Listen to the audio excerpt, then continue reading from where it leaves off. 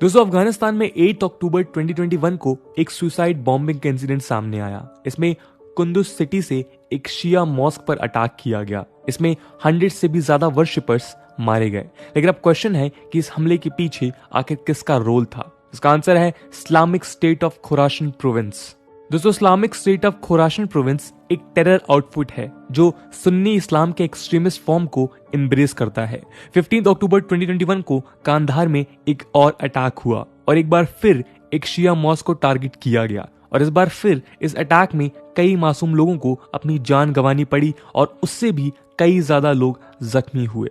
लेकिन दोस्तों, सवाल यह है कि आज हम इन अटैक्स को क्यों डिस्कस कर रहे हैं। दोस्तों, इसका रीजन है शेयर डेथ और डिस्ट्रक्शन क्रिएट करने वाले इन अटैक्स ने एक बार फिर उस सेक्रेटेरियन वायलेंस के खतरे को जन्म दिया जो सदियों पुराने शिया सुन्नी के कन्फ्रंटेशन पर बेस्ड है। ये रिलीजियस डिस्प्यूट कई सालों से वेस्ट एशिया के रीजनल और लोकल पॉलिटिक्स में देखने को मिलता है। दोस्तों, शिया और सुन्नी के इसी डिवाइड ने सीरिया में सिविल वॉर को जन्म दिया। इसी डिवाइड से जन्मी हुई वायलेंस ने इराक को पूरी तरह से तोड़कर रख दिया। और तो और इसी के चलते बहरीन, लेबनान और यमन जैसी कई मिडिल ईस्टर्न कंट्रीज आज आपस में एक दूसरे को देखना भी पसंद नहीं करती। लेकिन आखिर इस्लाम जैसे पीसफुल रिलीजन के आपसी लोगों के बीच में आखिर इस तरह का मतभेद कैसे डेवलप हुआ। दोस्तों, आज हम इस वीडियो में इसी डिवाइड की हिस्टोरिक रूट्स को एक्सप्लोर करेंगे। हम देखेंगे कि किस तरह ये डिवाइड 21वीं सेंचुरी में भी उतना ही प्रेवलेंट है। साथ ही साथ हम देखेंगे कि इन कॉन्फ्लिक्ट्स के पीछे रिलीजन और पॉलिटिक्स का कितना बड़ा हाथ है। तो आइए शुरू करते हैं आज का डिस्कशन। दोस्तों, 7वीं सेंचुरी में मक्का में एक नए रिलीजन ने जन्म लिया जिसका नाम था इस्लाम। इसका लिटरल मीनिंग है सबमिशन टू गॉड। इसका बेसिस था एलिगेंस टू वन गॉड। इसका मैसेज था पॉलीथिज्म और आइडोलेट्री को रिजेक्ट करना और इसके मैसेंजर थे प्रॉफिट मोहम्मद। प्रॉफिट मोहम्मद के फॉलोअर्स ने उनका ये मैसेज पूरे अरेबियन पेनिनसुला में स्प्रेड किया। इस्लाम के यूनाइटेड बिलीव्स और प्रैक्टिसेस ने उन्हें एक सिंगल बड़ी कम्युनिटी के रूप में बांधे रखा। लेकिन जैसे ही प्रॉफिट मोहम्मद की डेथ हुई उसके तुरंत बाद उनके फॉलोअर्स स्प्लिट हो गए। दोस्तों, भले ही प्रॉफिट मोहम्मद की डेथ 631 BC में हुई, लेकिन उनकी इस्लामिक कम्युनिटी में उसके बाद हुआ बिटर डिवीजन जो आज तक प्रेवलेंट है। जी हाँ, और ये स्प्लिट कई बार भयानक वायलेंस के रूप में उभर कर आता है। लेकिन इस स्प्लिट की वजह आखिर है क्या। दोस्तों, इस स्प्लिट का रूट कॉज था प्रॉफिट मोहम्मद के सक्सेसर। प्रॉफिट मोहम्मद के बाद उनका कोई हेयर नहीं था, ना ही वो ये डिसाइड कर पाए कि उनके बाद इस्लामिक फेथ को कौन लीड करेगा। इस्लाम की लीडरशिप अब किसके हाथ में सौंपी जानी चाहिए। इसी के चलते उनके फॉलोअर्स 2 कैंप्स में डिवाइड हो गए। दोस्तों, जहां पहले ग्रुप का कहना था कि प्रॉफिट की ब्लड लाइन को ही आगे बढ़ाते हुए उनकी ब्लड लाइन को ही सक्सीड करना चाहिए और उन्हीं की फैमिली के किसी नए मेंबर को नया खलीफ बनना चाहिए, वहीं दूसरे ग्रुप का कहना था कि इस्लामिक कम्युनिटी को मिलकर एक पायस सक्सेसर चूज करना चाहिए।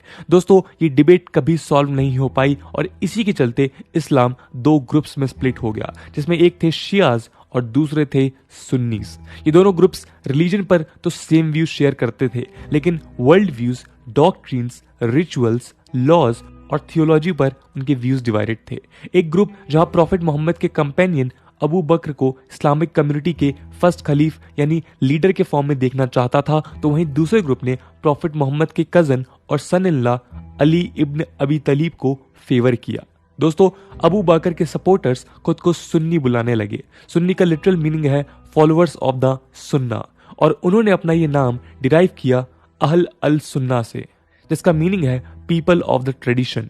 यहाँ ट्रेडिशन का मतलब है प्रैक्टिसेस। प्रॉफिट मोहम्मद ने क्या कहा, क्या किया, क्या करने से मना किया या किस चीजों को कंडेम किया, ये प्रैक्टिसेस इन चीजों पर बेस्ड थी। सुन्नीज इस्लाम के अर्ली फॉलोअर या एक प्रोमिनेंट ग्रुप है। ये ग्रुप लीडर को किसी फैमिली से नहीं बल्कि कम्युनिटी से चूज करना चाहता था। वो कंसेंसस में बिलीव करते थे, ना कि लीनिएज या डायनेस्टी में। दूसरी तरफ थे शियाज जो मानते थे सक्सेशन का बेस लीनिएज होना चाहिए और इसलिए उन्होंने प्रॉफिट मोहम्मद के सन इन लॉ अली को फर्स्ट खलीफ बनने के लिए फेवर किया। शियाज ने एक मूवमेंट का फॉर्मेशन किया जिसका नाम था शियात अली, जिसका मीनिंग है पार्टी ऑफ अली। दोस्तों, शियाज का मानना यह था कि अली और उनके डिसेंडेंट्स डिवाइन ऑर्डर के पार्ट हैं और केवल यही लोग इस्लाम और मुस्लिम कम्युनिटी को सही डायरेक्शन दिखाकर गाइड कर सकते हैं। शियाज रिलेटिवली माइनॉरिटी में थे तो सुन्नी कम्युनिटी जीत गई। उन्होंने अबू बकर को फर्स्ट खलीफ चुना, सेकंड खलीफ उमर इब्न अल खताब और थर्ड खलीफ उस्मान इब्न अफान बने। ये तीनों ही लीडर्स प्रॉफिट मोहम्मद के ट्रस्टेड कंपेनियंस माने जाते थे। दोस्तों भले ही यहाँ पॉलिटिकली सुन्नीस की जीत हुई, लेकिन शियाज प्रॉफिट के डिसेंडेंट्स को ही अपना ट्रू कलीफ मानते रहे। इसी के लिए उन्होंने लगातार एफर्ट्स किए। इवेंचुअली प्रॉफिट मोहम्मद के कजन और सन इन लॉ अली को 656 एडी में फोर्थ खलीफ बना दिया गया। दोस्तों उनका रूल शॉर्ट लिव्ड था, उनको एनिमीज द्वारा असैसिनेट कर दिया गया। अली के दोनों बेटे हसन और हुसैन अपने फादर के प्लेस को ऑक्युपाई करना चाहते थे, पर उन्हें इस राइट से डिनाई कर दिया गया, जिससे पावर स्ट्रगल शुरू हुआ। दोस्तों यहाँ प्रॉफिट मोहम्मद की लेगेसी के साथ साथ पूरा कैलिफरेट स्टेक पर था। कैलिफेट अब अरेबियन पेनिनसुला के बाहर भी स्प्रेड होना शुरू हो चुका था। इतना ही नहीं, इस्लाम के बैनर के अंडर कलेक्ट किए गए टैक्सेस और ट्रिब्यूट्स के फॉर्म में लिया गया। काफी सारा फाइनेंशियल अमाउंट भी स्टेक पर लगा हुआ था। मनी और पावर के इस कॉम्बिनेशन ने जन्म दिया एक नए सिविल वॉर को। इस सिविल वॉर के बाद कैलिफेट को दमास्कस में उमैयाद डायनेस्टी को पास कर दिया गया। उसके बाद कैलिफेट बगदाद में अब्बासीद डायनेस्टी को पास कर दिया गया। शियाज ने इन दोनों सुन्नी रूलर्स के अथॉरिटी को रिजेक्ट किया और लड़ाई अब भी जारी रही।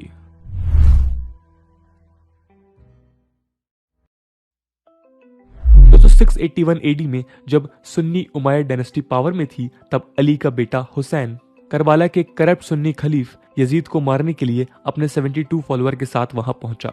लेकिन हुसैन उमैयाद की मैसिव आर्मी के हाथों मारा गया। उनके हेड को अलग कर दिया गया। उनको ट्रिब्यूट देने के लिए उनके हेड को दमास्कस वापस लाया गया। दोस्तों इस बैटल के बाद सुन्नीस को लगा कि शियास की लीडरशिप क्लेम अब खत्म हो जाएंगे, लेकिन इस एक्शन का रिजल्ट एकदम ऑपोजिट निकला। हुसैन का मार्टरडम शियास के लिए एक वाटरशेड मूवमेंट बन गया। ये इंसिडेंट उनके ट्रेडिशन को डिफाइन करने वाली एक मोरल स्टोरी बन गई। ये तभी से उनकी आइडेंटिटी और एग्जिस्टेंस का एक हॉलमार्क बन गया।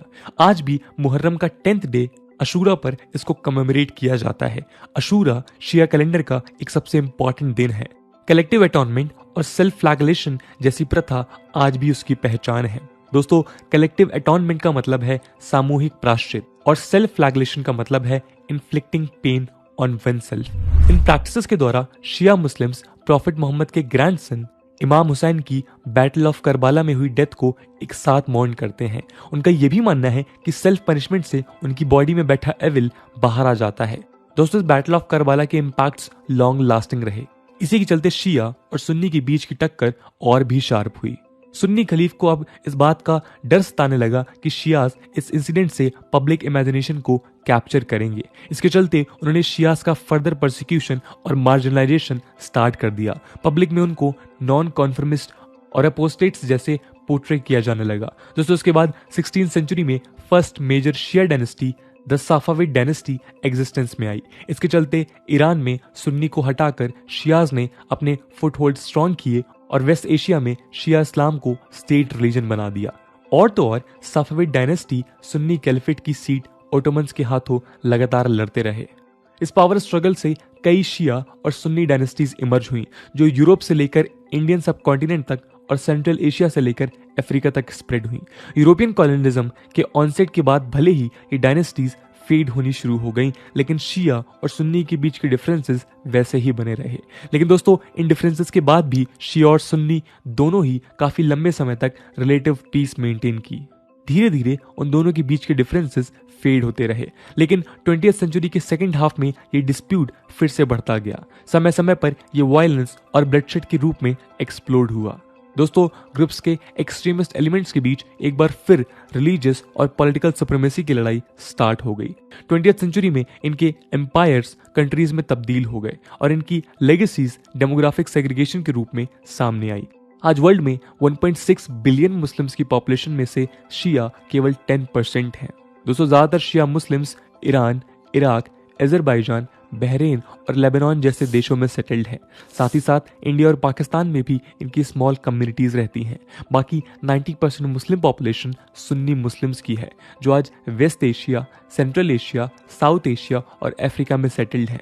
सुन्नी मुस्लिम्स आज मोरक्को से लेकर इंडोनेशिया तक 40 से भी ज्यादा देशों में हैवी मेजॉरिटी में हैं। दोस्तों मॉडर्न हिस्ट्री के एक मेजर पीरियड में इन देशों के अंदर शिया और सुन्नी का ये डिवीजन लार्जली इररिलेवेंट था। इनके बीच के डिफरेंसेस केवल कुछ बिलीव्स और प्रैक्टिसेस तक ही सीमित रहे, लेकिन पिछले कुछ डेकेड्स में ये डिवीजन और भी ज्यादा गहरा हुआ, स्पेशली 1979 में जब ईरान में इस्लामिक रिवॉल्यूशन हुआ। उसके चलते शिया मुस्लिम का एक नया रेडिकल ब्रांड इमर्ज हुआ। ये नया वर्जन सऊदी अरेबिया के सुन्नी कंजर्वेटिव्स के साथ क्लैश किया। इसी के चलते दोनों इस्लामिक थियोक्रेसीज के बीच रिलीजियस और पॉलिटिकल कंट्रोल की लड़ाई फिर शुरू हो गई। वो दोनों ही ऑयल रिच मिडिल ईस्ट और उसके सराउंडिंग रीजन्स में अपना इन्फ्लुएंस स्टैब्लिश करना चाहते हैं। दोस्तों अगर देखा जाए तो शियाज और सुन्नीज ना चाहते हुए भी इस पावर स्ट्रगल में फंस से गए हैं। लेकिन दोस्तों इंटरेस्टिंग बात यह है कि सऊदी अरेबिया और ईरान ने आपस में कभी एक दूसरे पर वॉर डिक्लेयर नहीं किया, लेकिन वो दोनों दूसरे देशों में इनडायरेक्टली प्रॉक्सी वॉर लड़ते रहे। दोस्तों यहाँ एक सुन्नी पावर है और दूसरी शिया पावर। इन्हीं दोनों पावर्स की राइवलरी के चलते आज सीरिया, यमन, बहरीन और लेबनान जैसे देशों में सिविल और पॉलिटिकल अनरेस्ट न सिर्फ शुरू हुआ बल्कि आज तक बना हुआ है। दोनों ही पावर आज अपने सेल्फ सेंट्रिक इंटरेस्ट के लिए सेक्टेरियनिज्म और टेररिस्ट को सपोर्ट और एम्पलीफाई करती हैं। दोस्तों 21st सेंचुरी में इस्लाम के बढ़ते पॉलिटिसाइजेशन और फंडामेंटलिज्म ने हमारे जियोपॉलिटिकल लैंडस्केप में सेक्रेटेरियन टेंशंस को काफी ज्यादा बढ़ा दिया है। गल्फ वॉर और अरब स्प्रिंग जैसे इवेंट्स ने इन डिफरेंसेस को एक भयानक रूप दिया है। दोस्तों शिया सुन्नी डिवाइड की सदियों पुरानी हिस्ट्री का एक मेजर चंक रिलेटिवली पीसफुल तरीके से बीता है, जिससे ये पता चलता है कि इस स्ट्रगल का लेना देना रिलीजन से कम और वेल्थ और पावर के डिजायर से ज्यादा है। जिससे ये साफ पता चलता है कि शिया सुन्नी डिवाइड आज जितना रिलीजियस इशू है उतना ही पॉलिटिकल इशू भी है। भले ही इस डिस्प्यूट की शुरुआत 7th सेंचुरी के एक रिलीजियस डिस्प्यूट के रूप में हुई, लेकिन वो डिस्प्यूट भी केवल फेथ के आधार पर नहीं था, बल्कि वो पावर, रिसोर्सेज और कंट्रोल करने के डिजायर से मोटिवेटेड था। और आज भी ये डिस्प्यूट दुनिया भर के मुस्लिम्स की डेली लाइफ में किसी न किसी तरह परमेट करता है। तो दोस्तों ये थी कहानी शिया सुन्नी कॉन्फ्लिक्ट की और इसके ओरिजिन की। आई होप आपको वीडियो पसंद आया होगा, और अगर पसंद आया है तो अपने दोस्तों के साथ शेयर करना मत भूलिएगा। हम मिलते हैं अगले वीडियो में, तब तक के लिए जय हिंद, जय भारत।